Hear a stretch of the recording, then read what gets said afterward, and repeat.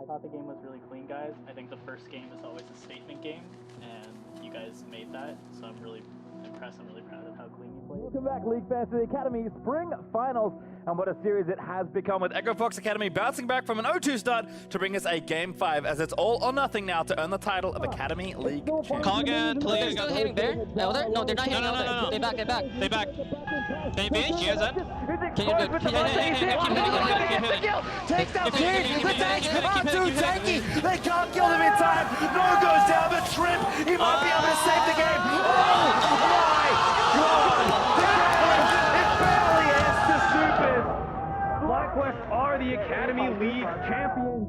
They showed today, at the very least, that they can contend with the best when they don't have university as a second thing that they have to do, and now they're full-time in this. So don't sleep on the college kids, basically.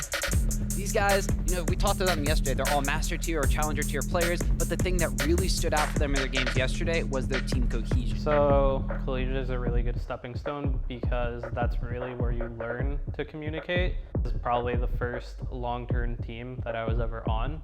And once we got picked up by Flyquest, I think kind of these like guys that I knew, I became a lot closer with, and then also I have mixed feelings. Like, I think obviously they're happy for me, but they like to poke fun at me a lot for like, just like joking that I ditched them and stuff. I think the way we look at it, the way we try to focus and frame everything is that even though we might lose some scrims, it's a best of one on the weekend. So anything can happen, anyone can win. And you can see that from yesterday where there were so many upsets. So we're not too scared.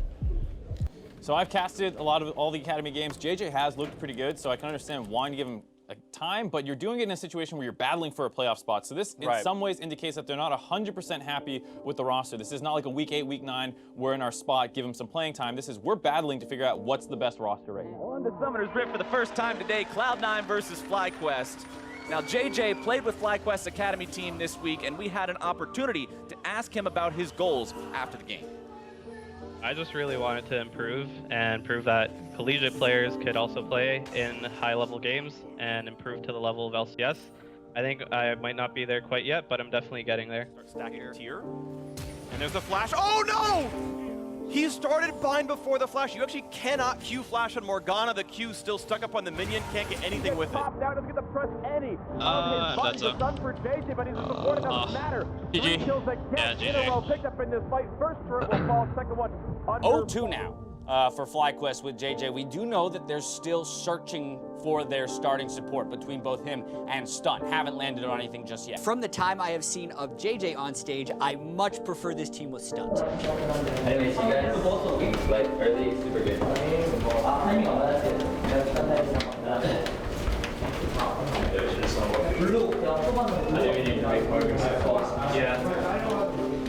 I don't think it's easy like being a rookie and like trying to become better, because you will take the blame for a lot of things, and a lot of those things will be your fault, but some of them won't be. If I'm doing poorly and I'm taking the blame, that's more than okay for me, as long as like people around me don't get too frustrated with themselves, and that also we're learning from what we're doing. I died for it too. You died for my sins. Definitely playing in LCS has been a lot more stressful than playing in Academy. I think any player who's played in both will tell you that Academy is a lot more relaxed, and like you can make mistakes, they don't get punished that hard, or like they don't get punished at all. So you can kind of like have a little bit more fun. There's definitely a lot of players in Academy that can move up to LCS based on mechanics, and I think you get there by playing the best team game that you can and just like trying to become the best team that you can. And if someone notices that, they're gonna ask your team like, well, who's really making it work? Like who's actually carrying in communications? And I think coaching staff and management picked up on it, and that's why I ended up moving up. Gonna look to the flat, here's away. Maybe it's a bit of an overplay here for Flash, but JJ, no! There's actually the kill for Total. Pops the watch away, he's trying to get a counter kill desperately. Oh my god! He hit the creep, he got the heal, and Flyquest, they'll get the double kill! That was so well. We can walk up here. Hey, big one. Look, All-Star's low. Ali.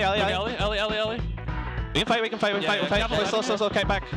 I'm peeling Jason. It's a complete perfect game. Go, everybody. Flyquest stopped That great performance by JJ, who subbed in here, was a huge factor in getting a lot of early kills down that bot side. I don't think I'm like a big upgrade over any of the players we've had before mechanically. I just think I'm trying to keep everybody calm and focused on what our team comp needs to do and what we need to do as a team. And he's just a great success story for the whole North American region. Collegiate player, goes into academy for a little bit and then comes out as an LCS starter. If there's anything I learned in the last 2 weeks is that if we put our mind to it and work well together, we can do pretty much anything.